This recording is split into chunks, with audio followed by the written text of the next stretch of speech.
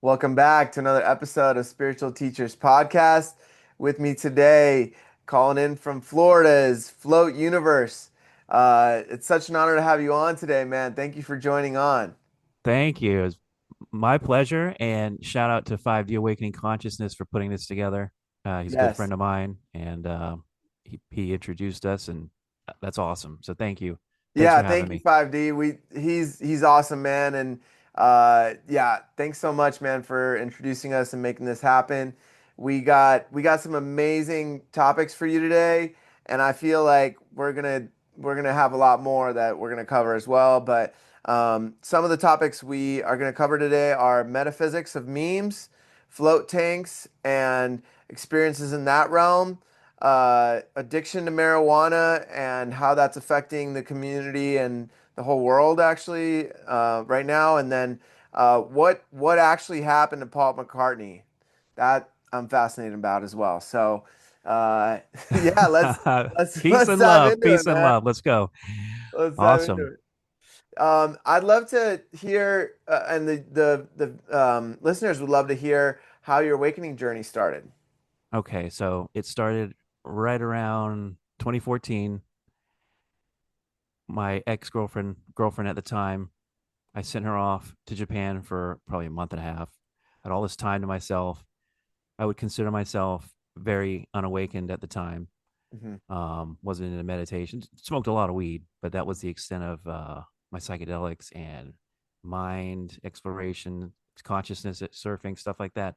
So 2014, she's off, and I got a lot of time to myself, quiet, and I hear this voice in my head, and it starts saying, "Take omega threes. Try to meditate." Hmm. And this all really starts off on YouTube with self hypnosis videos, laying there. Because at the time, I'm like, I kind of, I was a so Christian, maybe once or twice a year on the holidays, very unspiritual. Hmm. And so I get into these YouTube videos, and I'm kind of like an agnostic. I don't know if there's an afterlife. Didn't really care either. Hmm. But I get into these videos, and I'm laying back, and I'm doing what they say. I'm doing the breathing, and I'm like, things are starting to happen. I feel like lifted out of my body. I have my dreams start going crazy places. It gets really wild. Hmm. And I'm like, how can I take this further? Hmm. So I'm like, I need to get into meditation. But I'm 6'5". I've been playing basketball for years. My body's pretty beat up. I wasn't very flexible. Never did yoga, anything, nothing like that. Hmm. Not the greatest athlete, but not like really out of shape or anything. Just I can't sit very still for very long. So trying to do a lotus pose or meditating and the correct technique was foreign to me. Yeah, for sure. So I'm looking to take this YouTube practice further. I start searching meditation. I start Zen meditation. Hmm. Okay, Zen, that's the purest, I think. You're looking at a wall in lotus position for hours on end. You're just staring at a wall or the inside of your eyelids, right? Hmm. Brutal for an absolute beginner with no, ability to sit still for more than probably 2 minutes. For sure. And so in my searching Zen meditation, I find this place in town, and this is Castleberry, which is in Florida. It's a suburb of Orlando, Hmm. about 20 minutes north of downtown Orlando.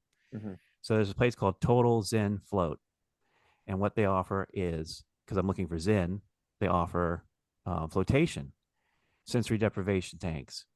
Now, for those that don't know, sensory deprivation started in the 50s with John Lilly. It's the scientist who should be on the Mount Rushmore of psychedelics with Tim Leary and Terrence McKenna. He would be on there too.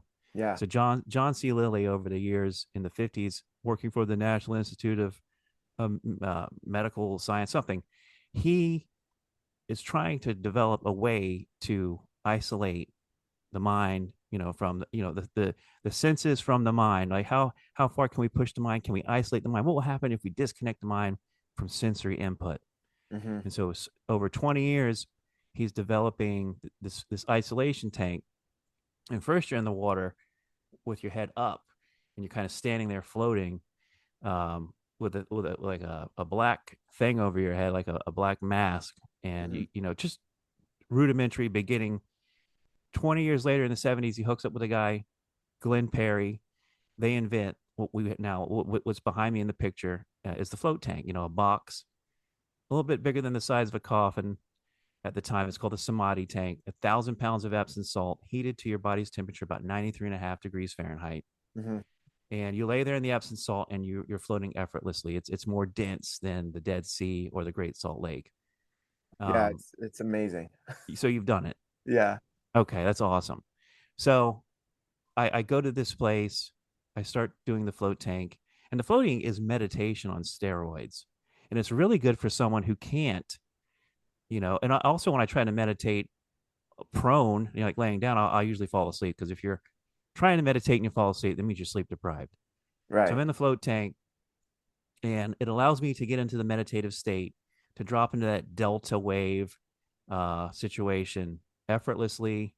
You're getting the magnesium, it's 1,000 pounds of Epsom salt you're laying in, so you're getting just a super enriched amount of magnesium. Most of us are magnesium deficient. You come out of the float tank feeling like a wet noodle. You feel like 10 years younger. You've dropped all this stress. Yeah. That's just the physiological benefits. And that's what I can guarantee to most people who are going to do it for the first time. I can't guarantee you're going to have an out of body experience or you're going to understand the nature of reality or meet God or anything like that. Hmm. But the default takeaway for 99.9% of people is just that the Epsom salt bath alone. You're getting that magnesium, you're getting that gravity off your body. So, this is great for athletes. This is great for everybody. Yeah. But it's like you attain the level of somebody who has been meditating in the cave for like 20 years after a few sessions. And it's imperative that you go more than once because the first time you go, it's so disorienting. It's like you can get a lot out of it, but the more you go, the deeper you get every time. Yeah. And over time, I was able to develop a groove in my brain, a deep meditation groove where I could be out of the float tank and I could lay on my bed or I could kind of sit against the wall. But I still wasn't able to sit in lotus position, but I was able to attain very deep levels of meditation with very little physical effort, very little training. Because after a while, when there's no sound, when there's no sight, when your brain is completely removed, it's not completely removed because you might hear a little bit going on outside the tank. They do make you wear earplugs, a lot of these float centers. Um, but you are as removed as you can from sensory input as you can get on this Yeah. earth, I think. So I highly recommend it. And that's what started this whole thing. And like I said, if you haven't done it, if you're hearing it for the first time, definitely look into it. They need help right now. A lot of these float centers after COVID broke a lot of these places, like took them across the knee and just snapped them, man. Like some of these places are run by people with just that passion for it, but it's such a hard sell. And especially during COVID, who wants to get in a tank of fluid that somebody just got out of, right? What we were Right. going through at the time. Right. But it's super clean. Yeah. Even if they didn't have any filtration, which they do, a lot of these places have superior filtration 2 or 3 times over. This water is filtered before the next person gets in. But even if they didn't filter the water, nothing can live in the Epsom salt. Yeah. The salt kills everything. So it's super clean. And so I keep going back. So my girlfriend's gone for like a month and a half, and I am like awakening at a rapid pace. Hmm. And I'm guided through the sessions. I guess the higher self or entities are telling me, take this supplement. Mushrooms would come into my life, through synchronistic means. And that magic carpet ride just started for me. And it's kind of slowed down in the past few years. And I haven't been floating as much, but I'll tell you from 2014 to 2021, the wildest ride of my life. And this float tank was the means to do that. Yeah. And it just proved to me that meditation really, the kingdom within is there. It's true. How do we access that? Through silence and stillness. Hmm. And through, it's very hard in the modern age. The phone, the TV, other people in your life, the noise of your life is so loud. It's very hard to get to that silent, still place. For sure. And even if you have bad ADHD, if you've got any problem you've got, you can take it into the tank if you give yourself a few times with it, and you will not be an ADHD person anymore. You will not have all these tics. you will slowly like get that out of your system, or maybe rapid, I don't know. But you know, get the 90-minute session when you go. Don't get the 60-minute session. Do it as long as you can and keep going back. If you can't get the package, a lot of these float centers could really use the help right now. A lot of them are actually doing good on their own, but unfortunately, a float starts out at like $60 a session.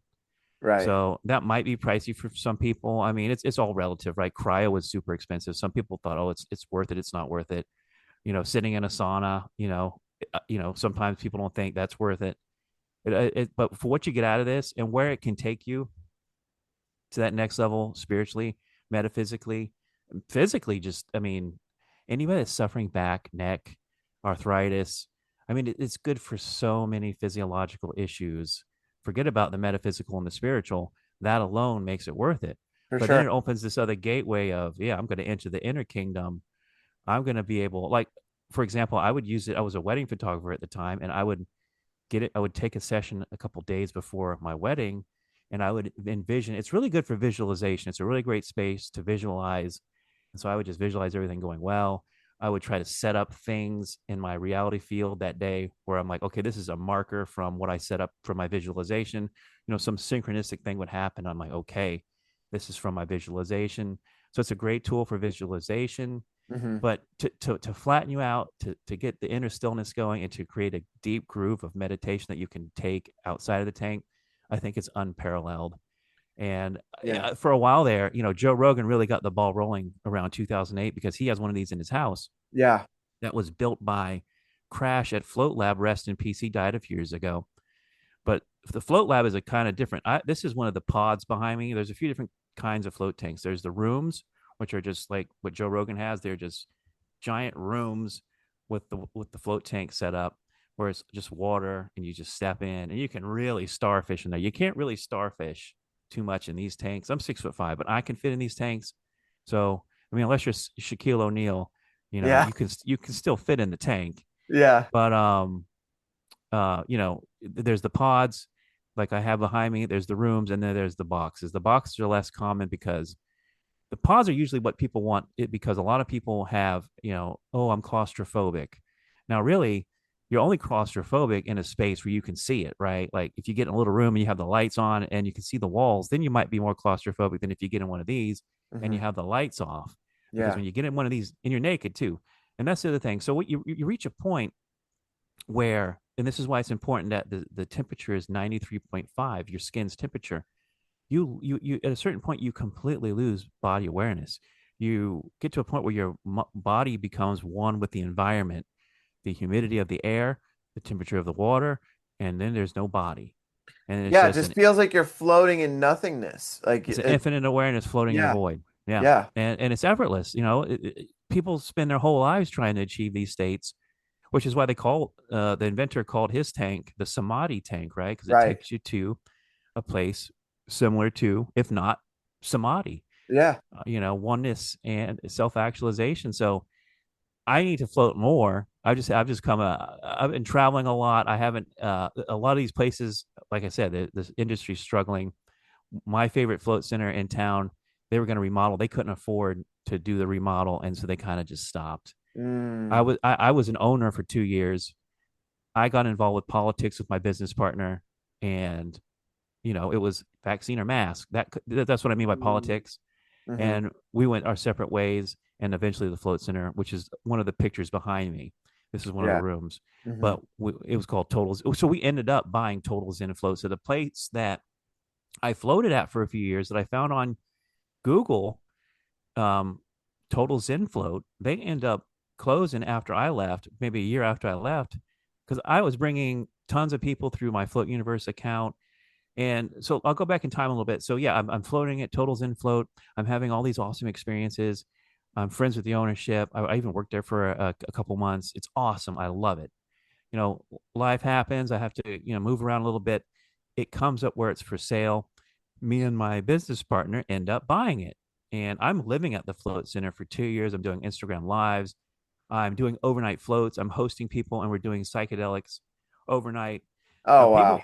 yeah, people would try to come in during the day. They schedule like a 3 hour float session, but they come in like lit on mushrooms or acid. Uh-huh. And sometimes, you know how it is, you can these things have a mind of their own. They're going to do what they want to do, and you can't really tame the mushroom. Or Right. it's so I had a guy, two guys come in. They book both the tanks for 3 hours. They come in and they think they've launched correctly. One guy gets in. I don't hear from him for almost five, because we didn't have anybody else behind him. I just let him set sail.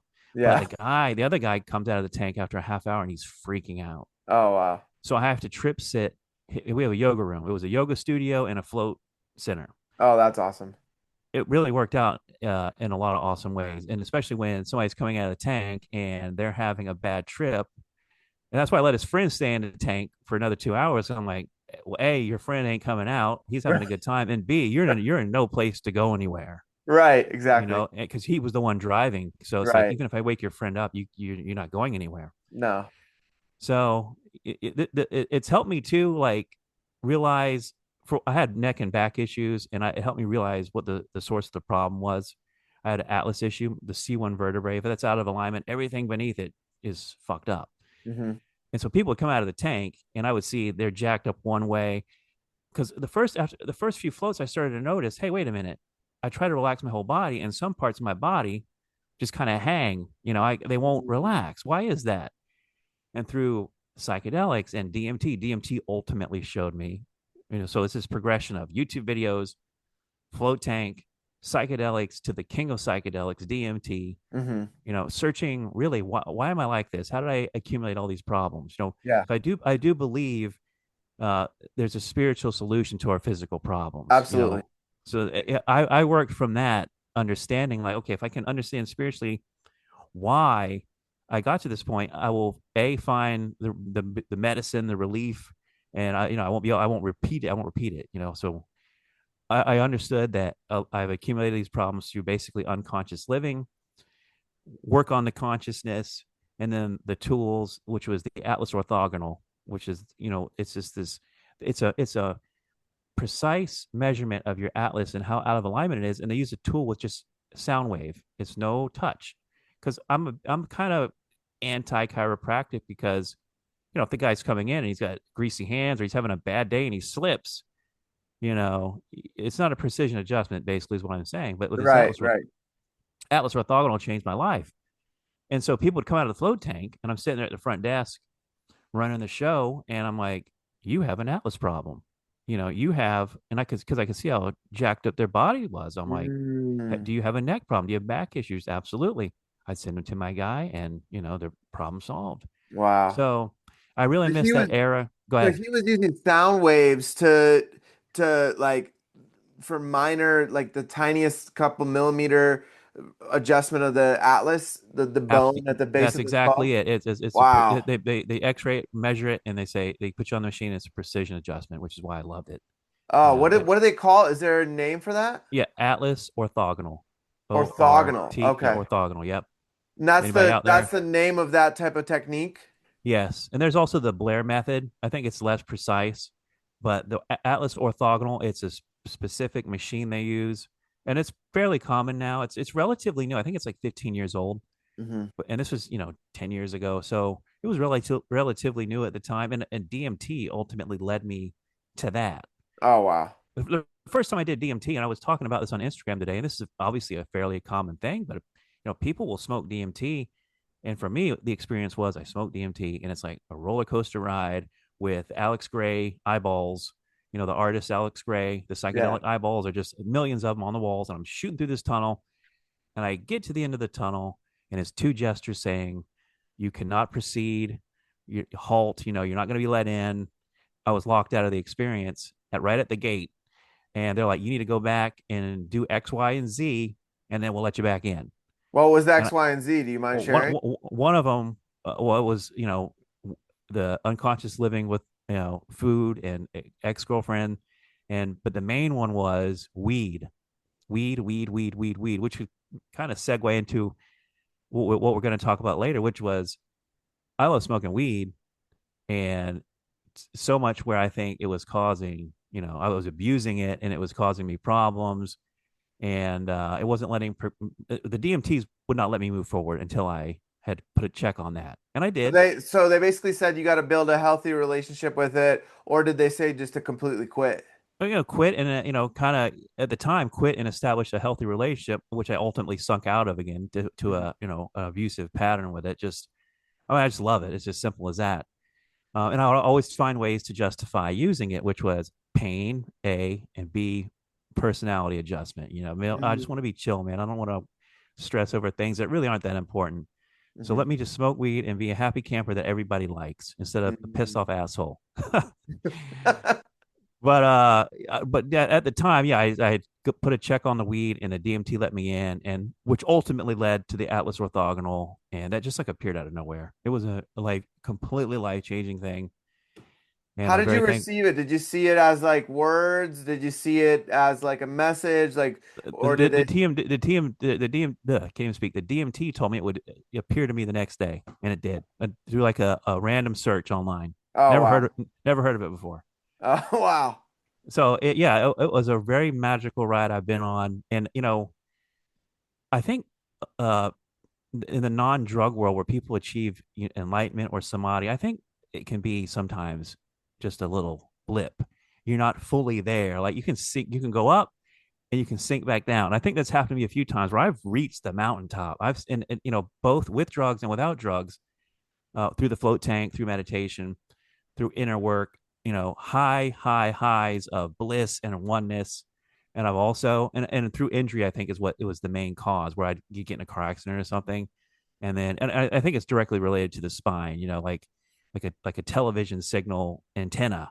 If it's nice and straight and way up high, you're going to get a crystal clear HD TV signal Yeah, versus, I get in a car accident, my neck's busted up again. It's like static. yeah. My reality is not so clear. I'm living in an unconscious pain, and that consciousness level sinks. Now I think some people reach it and they never go back down. But I do think, and I'm one of them that have touched the mountaintop many times through many different ways and have come sinking back down.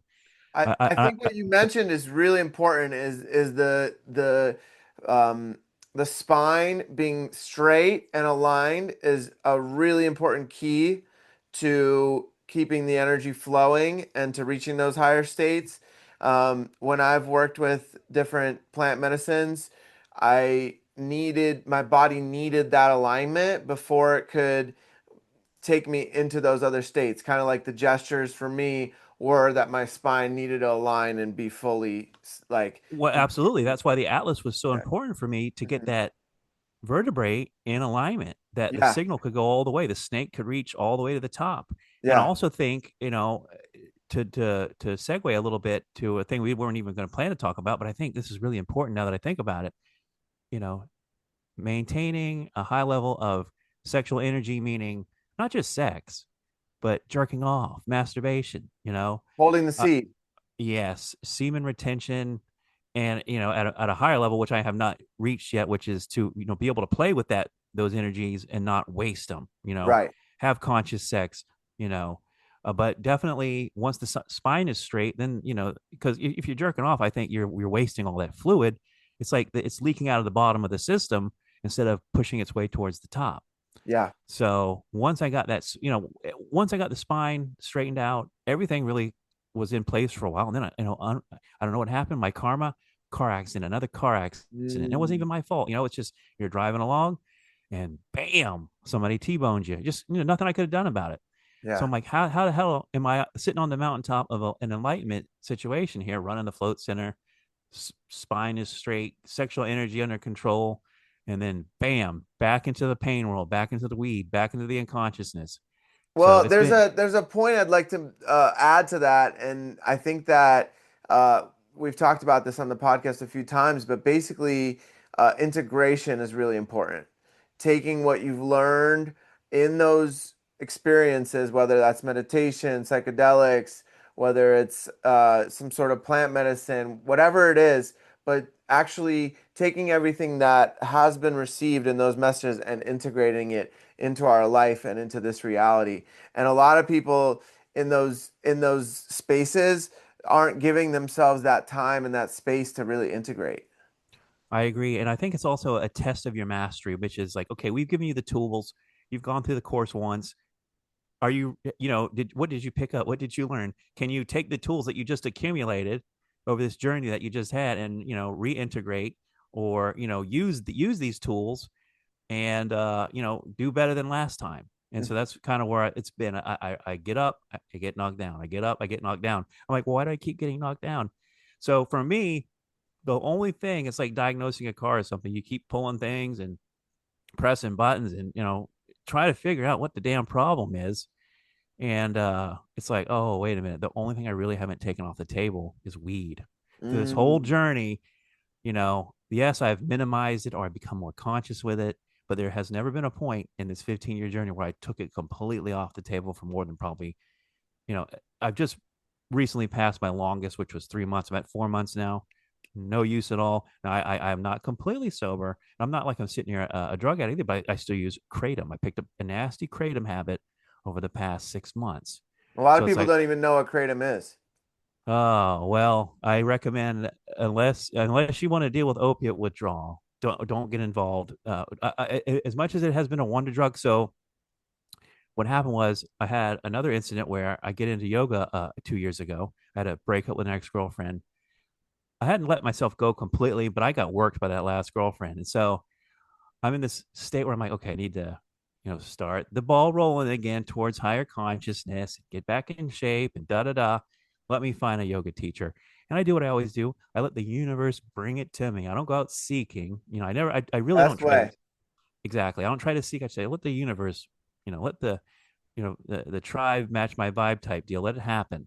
Hmm. I meet this person and I start going to yoga class, private. I'm like, I'm going to just really take it to the next level here. I don't want any distractions. I want to really treat myself. Second class, I just almost break my neck again. Oh Like an God. it. Well, I was an idiot though. I go into the class saying they're like, what's the goal? What what do you want to achieve? And I was joking, but I said I'd love to do handstands down the street. I love to do a fucking cartwheel down the street. Now, mind you, I'm 6'5" and I'm not Mr. Limber.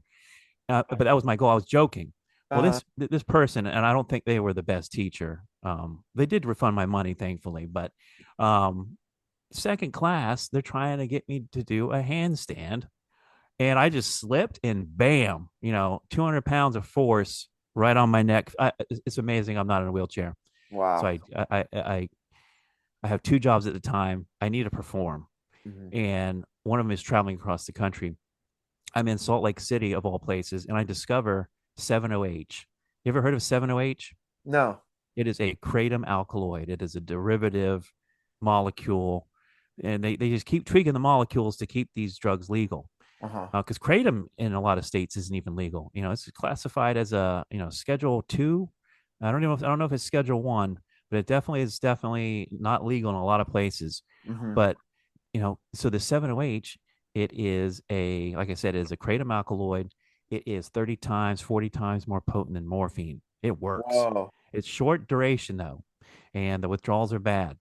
Hmm. But I tell you, you're laying in a bed and you can't move. You feel like Christopher Reeve after the horse accident. You're like, you take a 708, you are like Superman flying out of the bed. Well, there's a So, lot of other benefits of kratom too, like right, that a lot of people don't know about, right? It gives you like sharpness of mind, right? I mean, it does give you that. I don't know about kratom because I've just been doing the alkaloids that are the more potent versions, Okay. but it gives you euphoria. I like that about it. It's an opioid. So it's basically it's acting on the opioid receptors just slightly different than heroin or your classic opioids. Hmm. So I get into 7-OH, and it's making me do awesome at my two jobs. I'm kicking everyone's ass and taking names, and I'm double these people's ages. I'm traveling across the country. I don't make any mistakes. I'm not I wasn't some junkie. Right. It was really getting me through hardcore pain.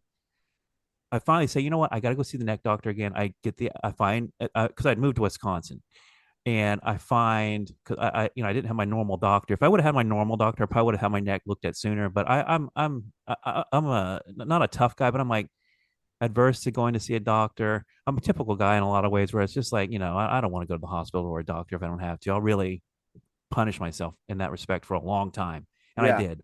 I should have saw a doctor sooner, Yeah.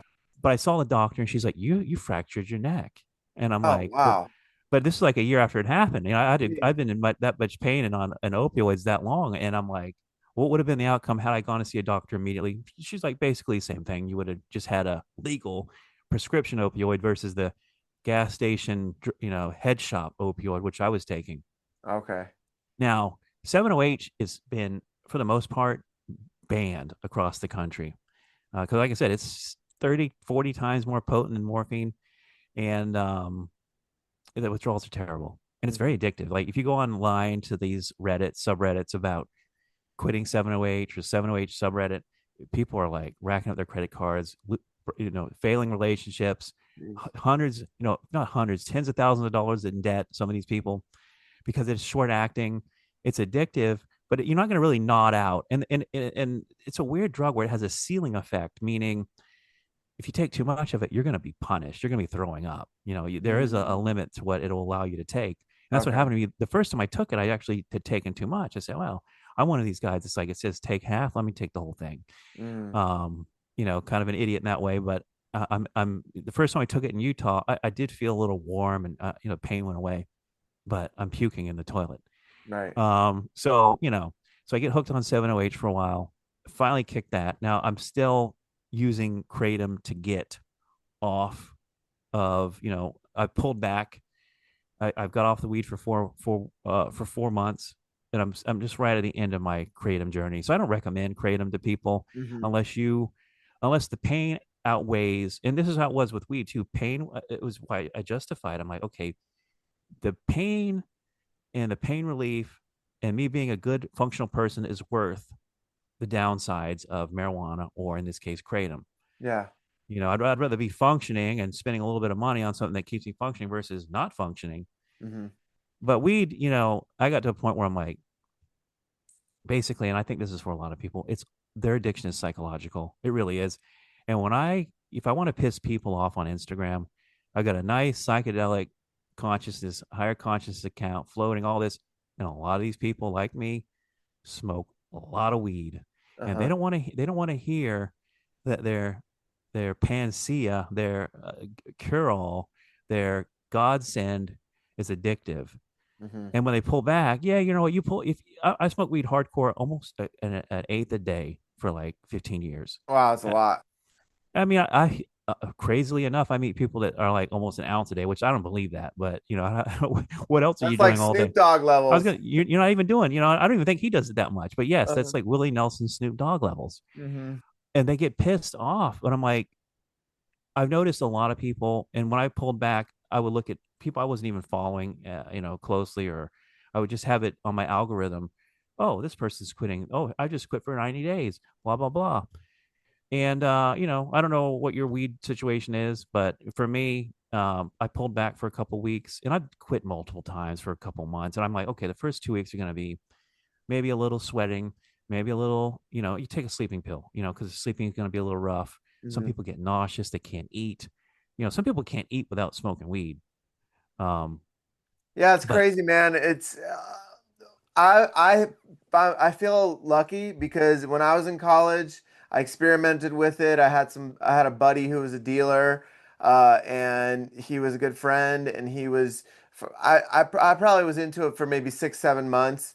I started losing my short-term memory, and yeah, I would go to work, and my boss would be like, there was only two options. You could get a neck ice pack or a lower back ice pack. And I'd walk 10, 15 feet away from him and I'd be like, I don't remember what you just told me. And that's when yeah. I was like, you know what? I can't be doing this anymore. And I haven't touched it since then, since I was 21. I'm 39 now. Wow. So So 19 years? yeah, yeah. I mean, and it was only like a 7 month phase. I mean, I went kind of deep with it a few times where some of my buddies and it was college, right? We experimented with my buddy's old, um, he had his dad's old Air Force mask, like with the tube, and Mm-hmm. then would put the weed on Yeah. the end. That it would like fill up your whole face, your eyes would turn instantly red. It was intense. That was something. And then there was one night I remember we we took some weed and then laid back and like watched the lights and the moving images on the ceiling. Yeah. And and I had a deep experience. One of my first like deeper experiences. I didn't really know what was going on, but I felt something deeper, you know. I felt a connection to the divine a little bit for the first time. But for me, it wasn't worth it, you know. I totally understand. And when you don't do it a lot and you haven't worked on yourself and you're a relatively unconscious person, it can be overwhelming paranoia, especially you're living in a place where, for years it wasn't legal. So you'd always have that in the back of your mind. Oh, I could go to jail. What do my parents think? My friends, I'm going to lose my job. Yeah, That's changed over the years for the most part, unless you live in Idaho. right. But yeah, so eh, if I do it again, I'm at that point where it's psychedelic. Terrence McKenna, huge stoner, proponent of the mushroom. He was like me, in terms of the amount he was smoking, too much. And he Hmm. had openly admitted that it's like once a week, once a month is where you really want to be, where it's a true psychedelic. Now I was smoking where it was, just to stay even keel. Right. There was nothing psychedelic about it. Yeah, I do believe, I don't know if you've seen this recently.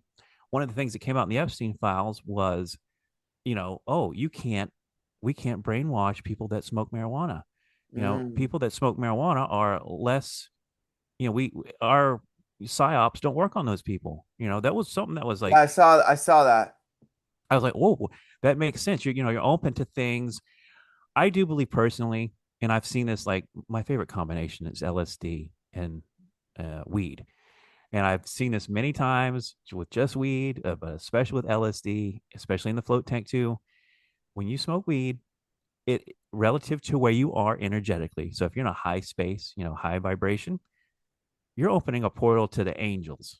If you're in a low vibration, you're potentially opening a portal to hell. So you're opening yourself up to a gateway. And this has happened many times. Many different experiences have shown me that you are opening up some kind of gateway, some kind of portal energetically with marijuana. I love it. It's a female spirit. I think a lot of guys that smoke weed, unless you have a girlfriend that also smokes a lot of weed, that's your girlfriend. It's a female spirit that dominates your life, and Mm. it's a very sexy female spirit, and it becomes this, um, Mary slash prostitute.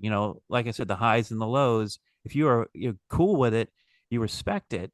It is so. I mean, it's divine no matter what, but it can become almost like a prostitute though at a very low level. If Hmm. you're not respecting it, and it can punish you. I mean, shit. Psychoactively and chemically, the edibles are a little bit different molecule than the actual THC that you're smoking, and so you shit. I've had edible experiences where it was worse than a bad trip on acid. Mm. For hours on end. I've read stories of people completely changing their personality and never going back to their old personality after one edible experience. Edibles can be, and the thing is, these things are everywhere now.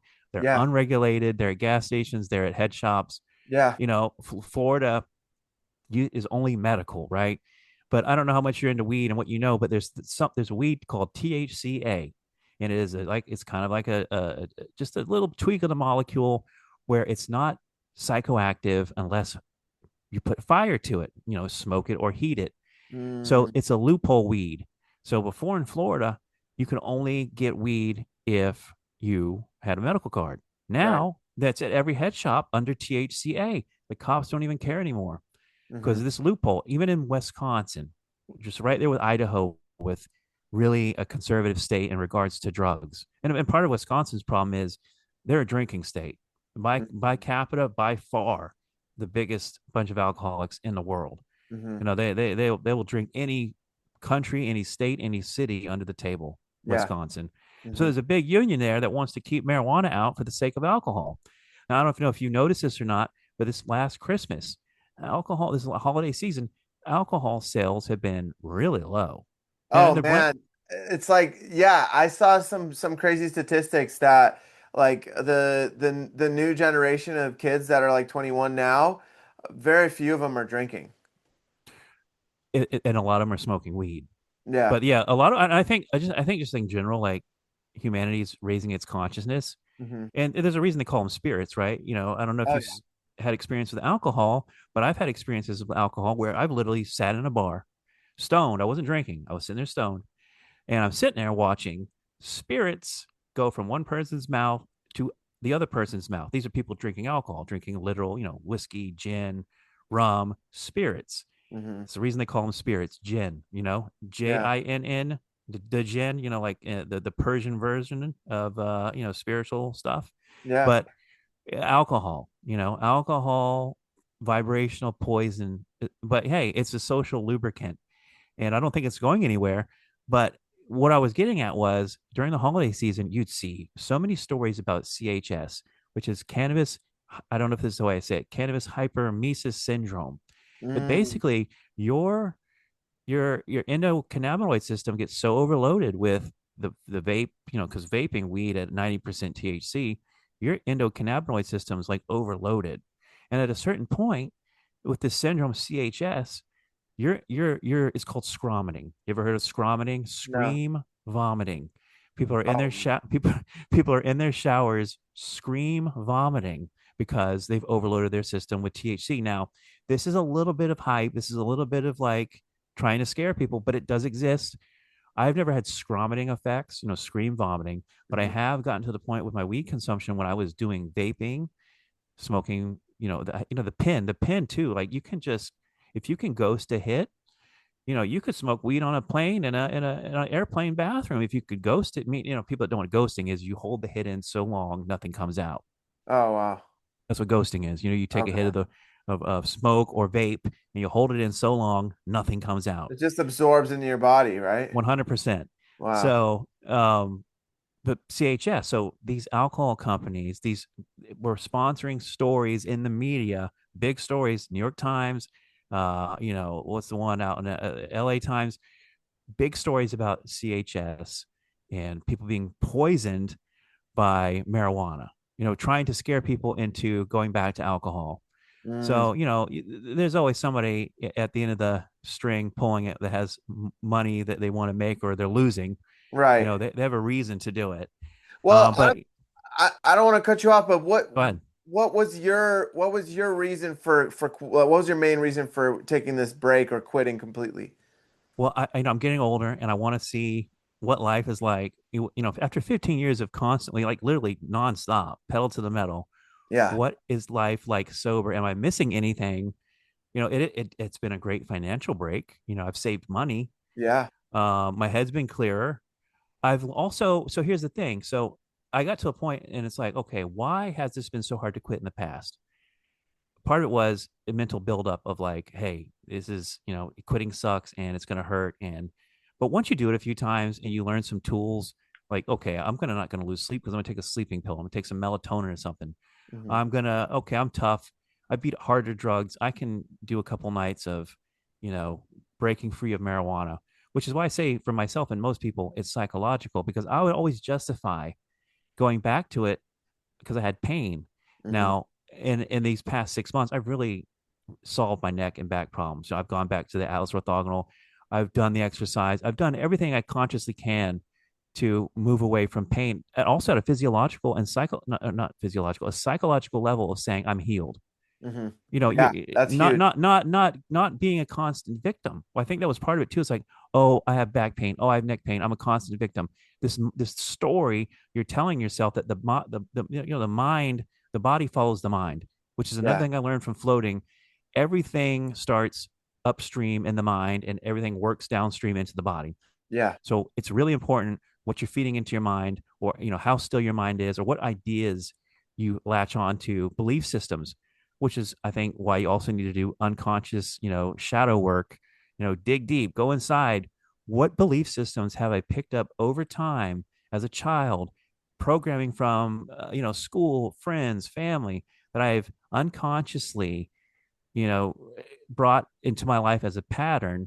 And through psychedelics, through meditation, through self inquiry, you can ask the universe to show you. And if sit still long enough, you will intuit or you will receive the answers from an outside source. And it sometimes just comes down to, okay, I got to sacrifice. I've got to let go. I've got to say goodbye to these old programs. It's a lot of conscious work, and hopefully, you get grace, and it won't be as hard as it has to be, because I do And believe grace is yeah, and possible. it doesn't have to be hard. It, Exactly. So, it can be as simple as like uh, people find it so difficult across the board. I found that to find forgiveness, yeah.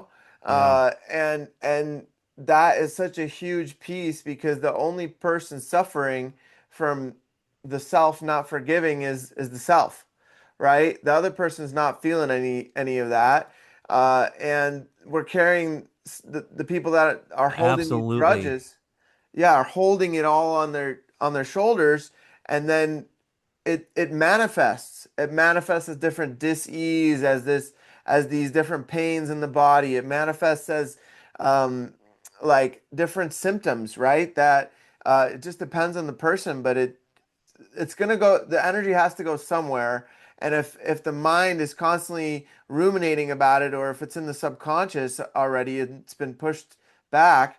Oh That's yeah. gonna have an impact.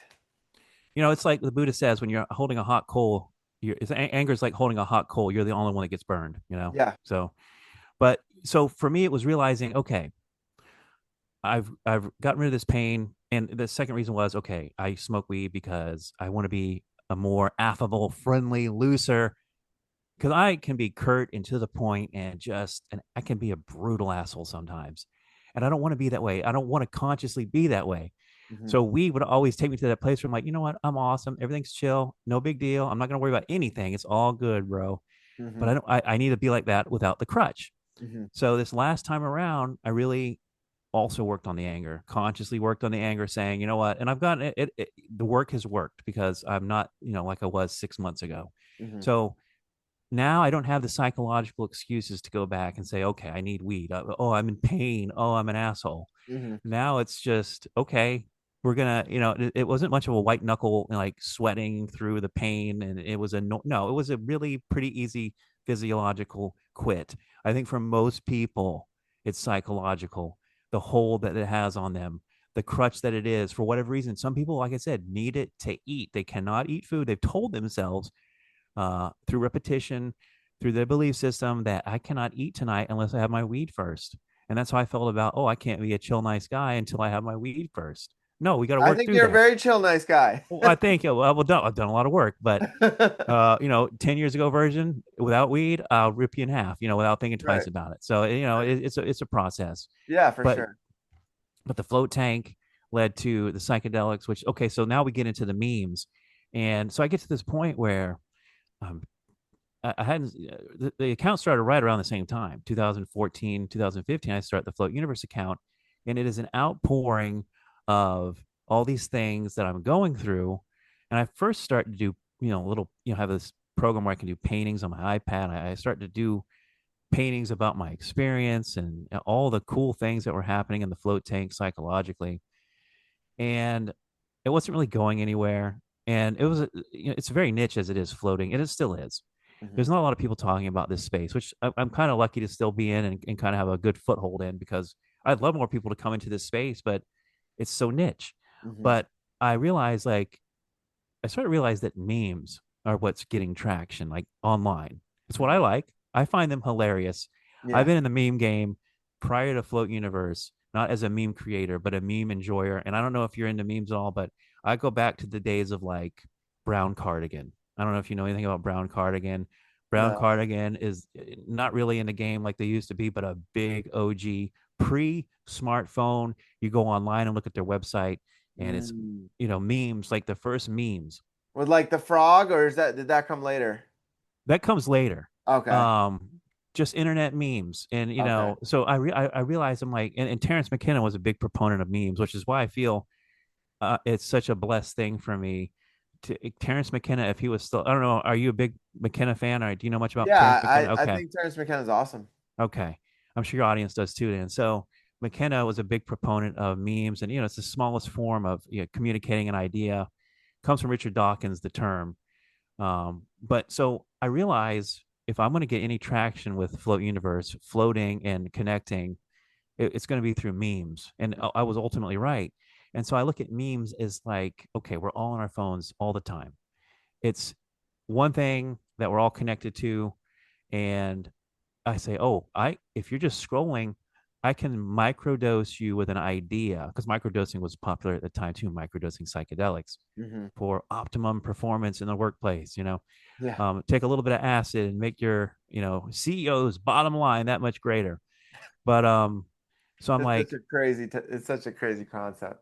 crazy times. So I'm like, I can microdose these people's reality if you can distill it into that little. You got, at the time we didn't have reels and these long form 3-minute videos. It was scroll down Instagram, you get a picture, a little 7-second video, maybe 30 seconds, or a picture, a meme, Yeah. like a sentence and a picture. And Hmm. let's distill consciousness and the DMT experience and floating. So I said, let me start making memes about float tanks.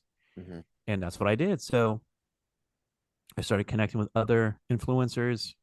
Shout out to John Trilly. He's not in the game anymore, but he got all the way to the being on Dr. Phil, and he's had multiple accounts with a million plus um, followers. So one thing I realized that is the elites care about more than anything is influence. Yeah. That's why they want to get somebody like Taylor Swift or Oprah Winfrey. Influence is more important than anything. You might have $1 billion, but you can't influence anybody. But if you can control someone that has influence, you can get your idea across to that many more people that much easier.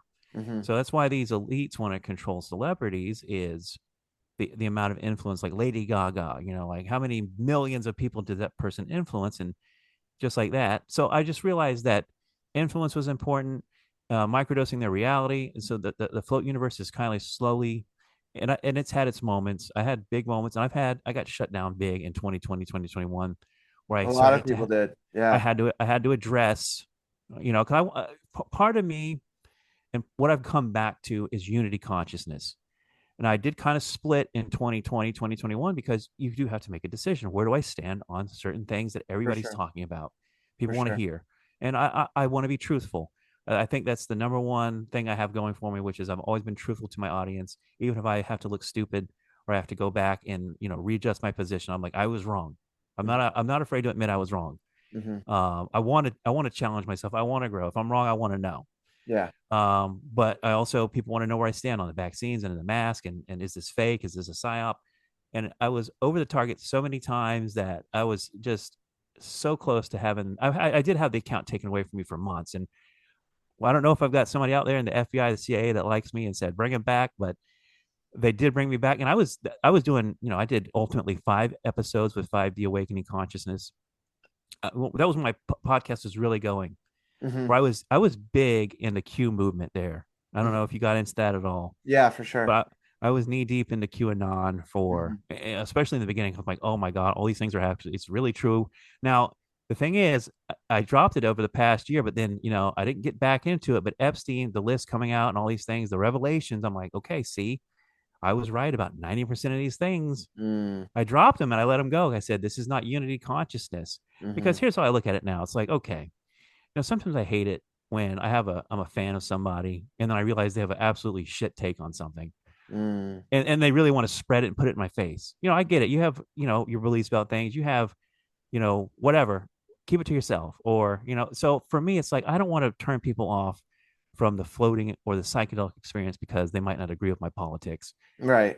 So I've kind of pulled back from that and left it more mysterious. And really, where I'm kind of at is just love again, because like I said, I kind of lost the unity consciousness, and so I think that's also one of the reasons why we fell apart at the Float Center.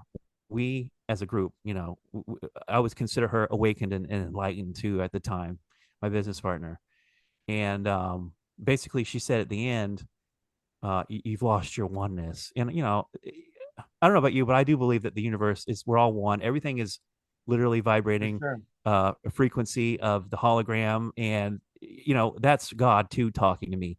Trump on TV is God, Biden is God, people I hate are God. Right. You know, so that's where I'm living. So I'm like, okay, well, I get it. I've lost unity consciousness here, and I admit it. I did. Hmm. You know, so that's why I lost the float center. She went on her own way. She kept going with it. It fell apart for her, but tough times as well. But and I went on my own way, and I almost got a float center last year, but I have just been working on optimizing myself again, and pulling myself up out of the accident I had, and That's the neck great. issues and the addiction. So I'm in a great space finally where there's very, the addictions all are gone. They've all been worked on. The pain is Awesome. gone for the most part. It comes back from, I'll sleep on my neck wrong. I'll have a bad day. But, I have the float tank as an option. I have other, modalities.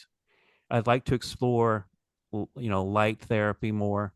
Um, Cryotherapy was great, too expensive. A lot of people try to run a cryotherapy center and they realize what a nightmare it is to, get the nitrogen tanks or Yeah. find an audience for it. It's expensive. Hmm. Um, but Well, that's I'm really curious. So, what was the most amount that you were floating? Like, were you doing it every day for oh, X sometimes amount of time? yes. When I was living there, I was doing it sometimes twice a day, every day, and then Okay. every weekend, every 2 weekends, because LSD and psilocybin, they take 2 weeks to get back to baseline. Okay. So for example, for people that don't know what I'm talking about, if I took one tab of acid today, I would have to take 2 tabs of acid tomorrow to get to that same place. And then Okay. the next day I'd have to take four, and then eight. And you know what I mean? So you always have to double it. Mm, Unless to get back to the baseline with those two psychedelics, it takes 2 weeks. So okay. I'd usually wait about 2 weeks, and then I'd redose again, a tab or Okay. two. And sometimes I get in the float tank, and if I didn't take enough acid, I would lay back, and if you take enough, you're just going to dissolve into nothing. You're going to be an awareness going on a trip of of your life to another side of the galaxy. Amazing shit. Hmm. But sometimes I wouldn't take enough acid, and I would be in this hell state where my body wouldn't dissolve, and I'm like half dissolved. It's a total mental thing, of course, but when your Mm, eyes are closed and you're in a void like that, you can go to hell.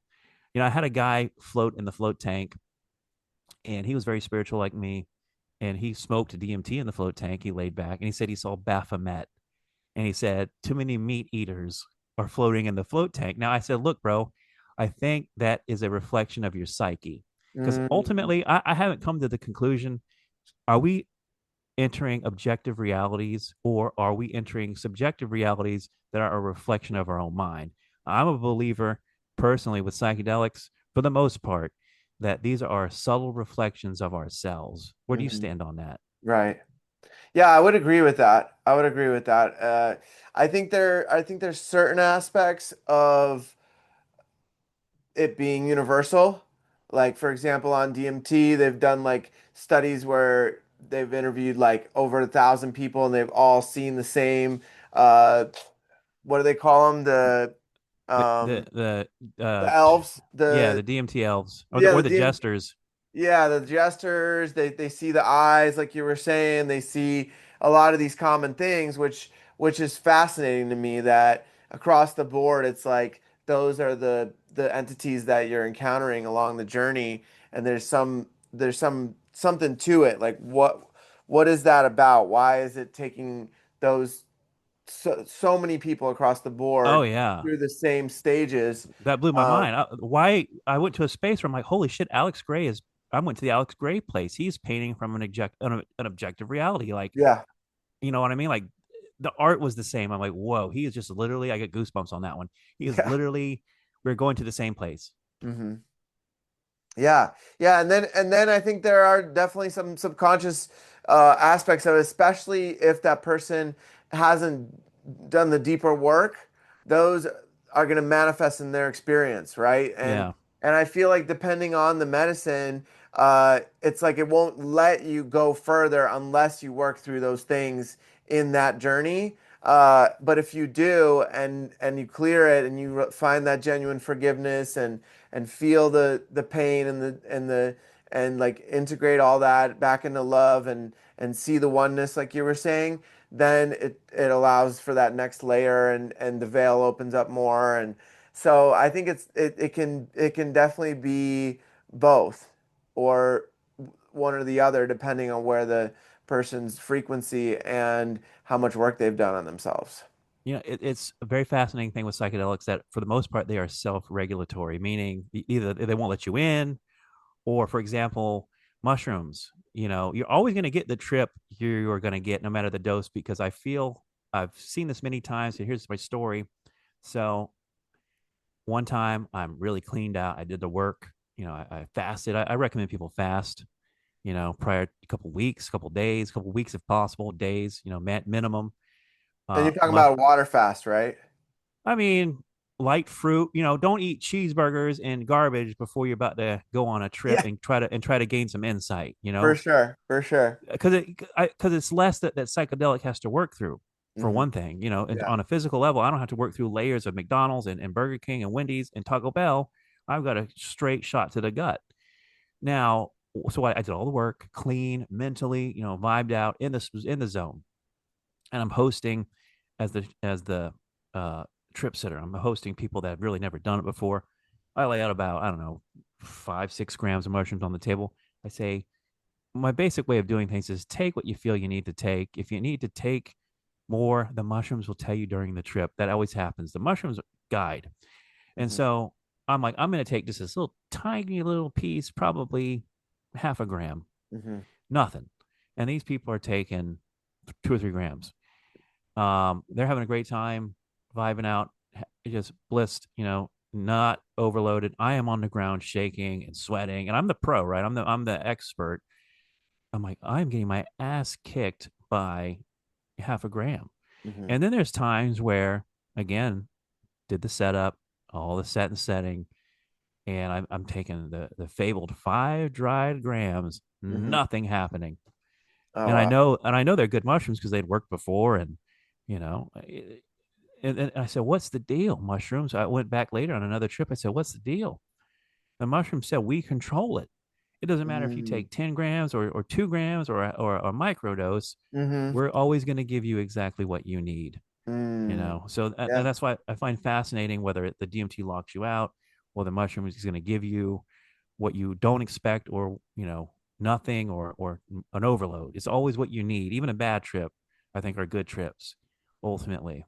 Yeah, because um they're showing the shadow aspects that people need to look at and integrate. yeah, I i don't, i love yeah, I don't i think love there i is a love bad them. trip. I still love. I haven't done a lot of psychedelics recently because I just said, you know, for one thing, like LSD, you're going to need a full day for that. Mm. Especially if you're going to take 2 or 3 tabs, whatever, you're going Yeah. to need a solid 12 hours just to do it, another 12 hours to come down and integrate, and then another day or two with I mean, I don't know about you, but when I take psychedelics, especially LSD, the synchronicity the next maybe week afterwards is out of control. Play the lottery, stuff like that. It's like everything's maxed out. You're in perfect synchronization. It's an amazing thing what resetting the mind will do. Our Yeah. minds are so cluttered. And so that's the other thing with floating, psychedelics to a degree, but floating, clearing your mind out. So most people's reality is just this cluster amalgam of chaos, that it's just a scatter shot of unconscious living. And they get through life, and the universe serves them what they need when they need it. But when you clear the mind, when you focus a cleared mind, it is just like synchronicity. And it's hard to explain unless you've actually been there, but it is beyond belief how amazing. It's like, for a while there, when I was floating and doing psychedelics every weekend, I'm like, look, this is like Pirates of the Caribbean for me. Meaning, I'm on the ride knowing it's a ride, knowing that the pirates are fake. You're on the ride thinking that's all this shit is real. Right. I mean, I was so blissed out. I was ungrounded too, Yeah. but I was in such a synchronized, dreamlike space for 2 years that and that's the thing. You get removed from it through unconscious living. It's still happening, and that's kind of where I'm at. I'm not scattershot, but I'm living in a situation now where, also, I think living alone versus living with other people. Same thing with tripping. I prefer to trip alone. I don't Hmm. want to take on other people's energy, usually with their unconscious living and their life that is going to be Hmm. presented to them. Hmm. And same thing with living with people. You're living with people who don't have the same belief system. Their minds are scattershot. Their fear, paranoia, anxiety, and you're having to navigate through that. So I like living alone if possible, because it Hmm. does help synchronistic living, smoother sailing. But I also believe, on a lot of levels, you can't escape yourself. You do have as much. I don't even think there's free will. I'm still trying to figure out, because I've been in a space of mind where not even I've been beyond the mind, where I'm looking at, okay, so this is a far out experience where I was having a trip where I was in a movie theater watching my life on a screen, So knowing that I am just an awareness watching something that's like a movie's in the can, right? No matter what you do about that movie, you cannot stop the film and say, we're going to direct it a different way. There's nothing you can do. Once you sit down in that movie theater, that film is filmed and it's going to play out, meaning there's no free will. So you're Hmm. sitting there in this movie theater of your life as an awareness watching the screen. And so people are so unconscious, they are like up to the screen because you can get into a movie where you're sweating and you're feeling it for the character, or you're getting scared, or you're crying. Movies can elicit that in us, and so I think that the more unconscious you are, the more your awareness is stuck up to the screen, convinced that it's real. Hmm. And so for me, and I still believe this, I still struggle with free will versus, it's all preordained.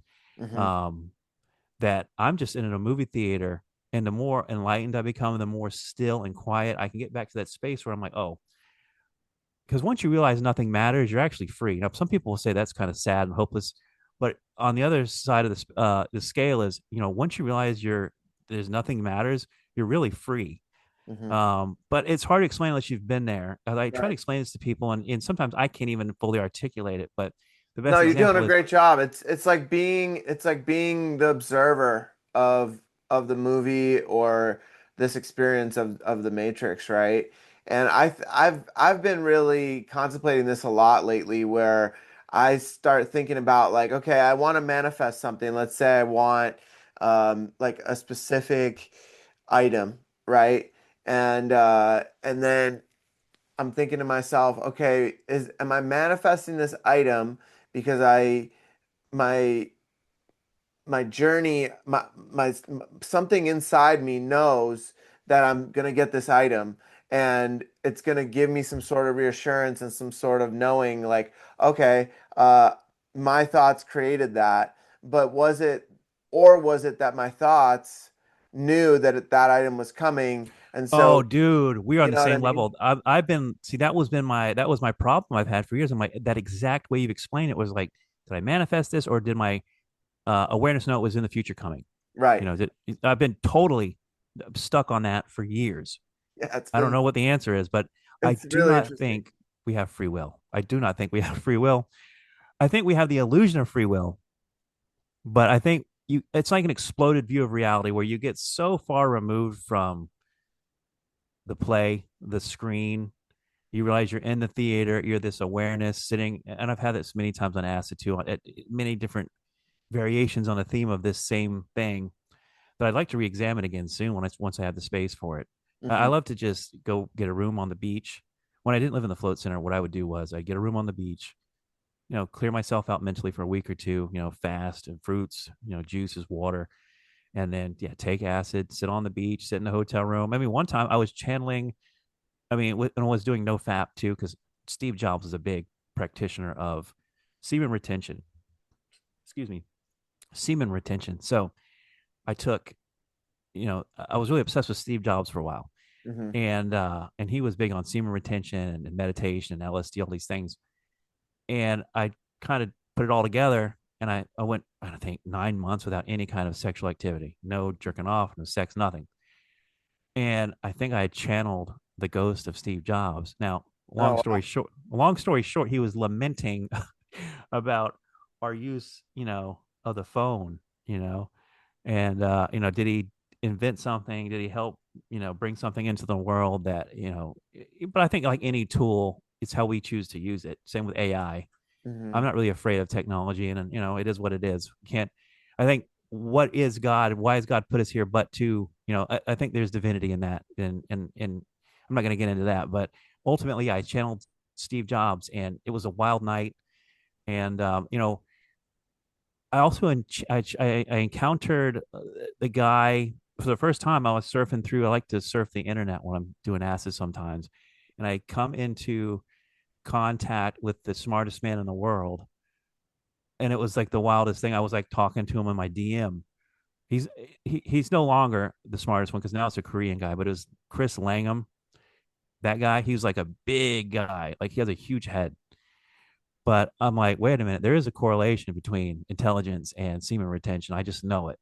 So for anybody listening out there, just give it a test. Stop having sexual activity for a while. See Uh-huh. if your intelligence, because I do believe that that that semen, that magical elixir, whatever it is that's brewing downstairs, when it is finally, through buildup, pumped into the third eye, there's something. It creates life, right? It's the Yeah. seed of life, right? So Yeah. I think there's a special power to it. Now, when I was talking to the guy, I interviewed the guy multiple times that had Dick Kahn. He did the DMT book, where he had done smoked DMT like 900 times, right? And this is over and over again.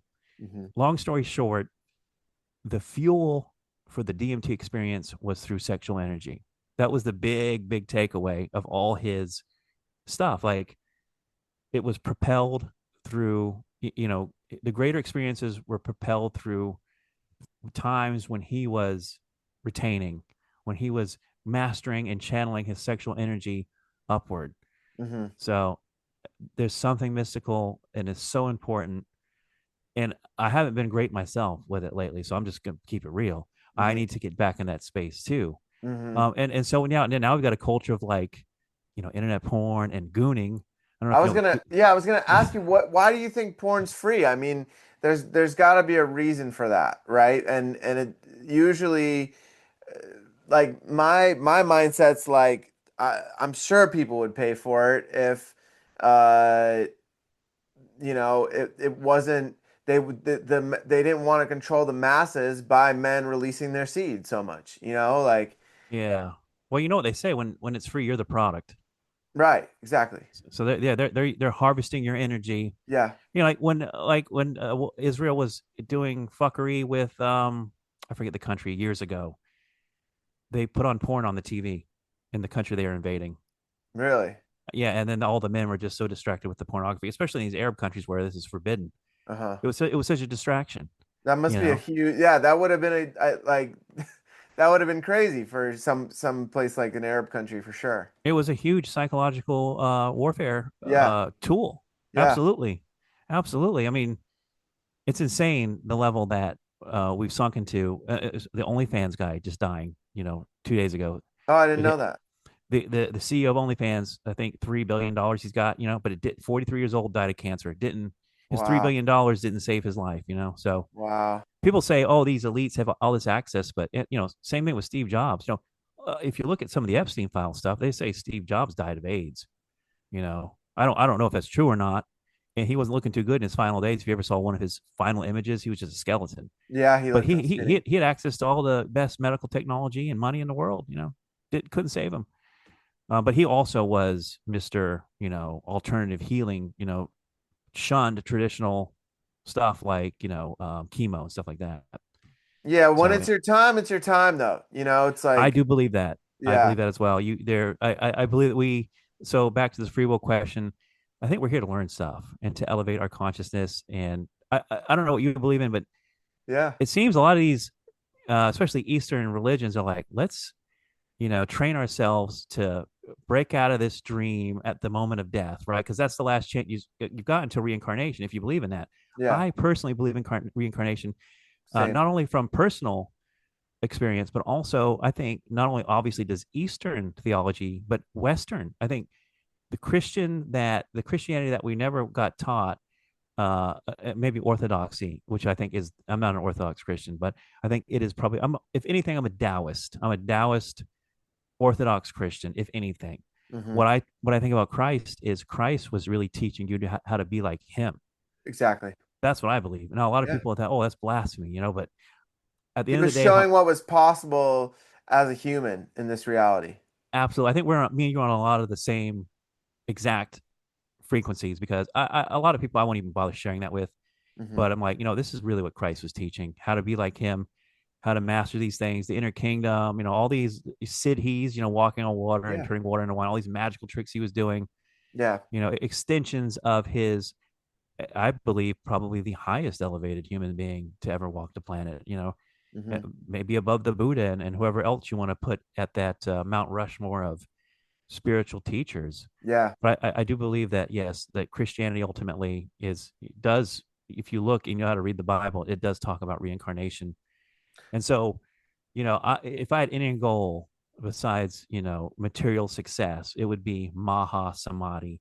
You know what Maha Samadhi is? Yeah, it's the highest level of samadhi. Like consciously saying, I'm out, peace out. I can leave when I want to. Right.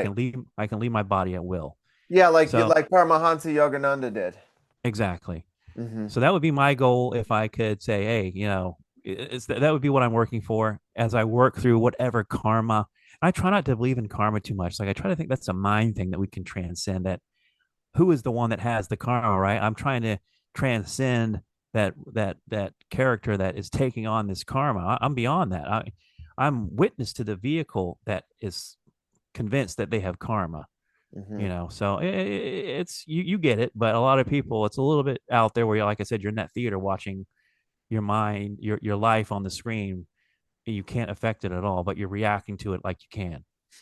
Yeah, I mean, going back to your question, like, I think that we're an Earth school. I think that there's certain lessons that my soul went through in these other lifetimes. They're not necessarily past, quote unquote, because I could go into that lifetime when I reincarnate again, right? So Right. what I'm seeing as past lifetimes could be a future lifetime, if that makes sense, because Totally. it's non-linear, right? I agree. And so this lifetime I have access to some of those memories so that I can integrate them and like use them to help me move through these different lessons and like fill up my toolbox basically is the way I'm looking at it. And the more tools I have, then I get to choose which ones I get to use and which ones are more effective. I always think about like those the ice sculptors in New York City, right at Central Park. If you're using a little chisel, it's going to take you way long, right? Like it's going to take you probably months, if not a year, to make this exquisite art piece. But if you have a chainsaw and you got, the Dremel and everything like that, you can get it done in a day. And I so agree. Yeah. those tools, I think those past lifetimes can integrate those tools into this lifetime, and then we get these challenging moments and these hurdles that we get to overcome and work through. And some of the big ones, I think, are those addictions that to porn and to sex and to lust and to certain plant medicines and certain energies that are either numbing us out to going into those feelings or that are keeping us at a lower frequency than we know that we can be at. I agree on almost probably every level tonight we've talked about. And this is why I'm here to promote this float tank, which is, I think it is a boon for us as a civilization. I think also the universe somehow counterbalances whatever, like, for example, LSD's created and it's used in the beginning. Uh, we don't know what we're going to do with it initially, when he invents it, but the government says, okay, let's bomb this village with it. Let's, test mind control. Let's do all these things with it. And at the same time, people who do it right have this beautiful, amazing awakening. So I think that these things always balance themselves out somehow, Hmm. or if they are used for nefarious means, there is that inverse where it either overwhelms it in a good way or at least balances it out. Hmm. And so I think the float tank is a balancing out tool to a society that can't escape to the cave, that can't, that doesn't have the silence of a wheat field, 150 years ago of a village. Hmm. You got the hum of your air conditioning unit and all these devices in your house. Shit, I'd love to go back 30 years ago. I'd love to go, no, 40, not 40, because I'm 44, 30 years ago, just on the cusp of the internet, very little electronics. God, those are good times, man. I'm 44, so I was like right there between. I'm at the I'm really the one that's gone through the analog and the digital. Yeah, I can't imagine just being totally just knowing the digital world, I know it's hard for me to imagine. It's crazy to see the kids nowadays. right? So I feel like this float tank is a counterbalance to, if you want it. a world where you can't escape the overwhelming sensory input. I mean, I have caught myself really just scrolling. They have really weaponized this phone where it knows what you want, and if you're not careful, you can sit there and scroll for a half hour. I don't even read books anymore. That's I'm trying to get back to where I read books again. Hmm. And I might read a book from time to time that really gets me on an iPad, or I'm really bad, but I do a lot of audiobooks. So I'm getting the information, but I'm not reading and using my imagination as much as I used to. Hmm. So yeah, that's why I promote the float tank. And it is a rocket launcher for meditative practice. And really, and here's another thing, post psychedelic integration. Now, I've had many times where I've gone over the edge with psychedelics. I'll give you a story about MDMA. I had taken way too much. Love it. It's a drug that should be illegal because you should never be allowed to feel that good unnaturally. It is, I don't know what your experience with it is. I've had it, maybe 10, 15 times, and they've all been great, right? But it's an amphetamine, it's a vasorestrictor, a vaso, really constricts your body. And it really just, there, what goes up must come down. Really is Right. true. With all, even with mushrooms, they're probably the most blissful post experience in Yeah. terms of damage to your body. But a lot of these chemicals, LSD, MDMA, they are vasorestrictors that really put the work onto your body. Hmm. And so I had an experience with MDMA where I could barely put two sentences together after the trip. And I called the guy because I didn't own it at the time. I was just a customer. I'm like, you just barely could convey what I wanted, but he understood I needed to float. Came in, Mm. came in, floated. 90 minutes later, I could talk just like I'm talking now. Oh, wow. So it can really bring you back. It can also, for integration, like, okay, I just did acid for 12 hours. I did mushroom for 6 hours. How can I integrate this? How can I ground myself? It's a great grounding tool. 1 hour in the float tank is equivalent to 4 hours of deep rest. One of my goals in life, which has been very hard to achieve, it's not impossible with enough money. It's definitely not impossible, but my goal, my dream, and anybody can take this and run with it because I know how hard it is to do. Put float tanks in an airport. You've got an endless stream of Yeah. customers. You've got, and because it's perfect for jet lag, you can fly in, and then in that 1 hour, you are back to where you need to be, and you're not groggy. You feel amazing afterwards. You've dropped all the stress. Oh, that would be so good. Yeah, I think another thing I was thinking is in the gym.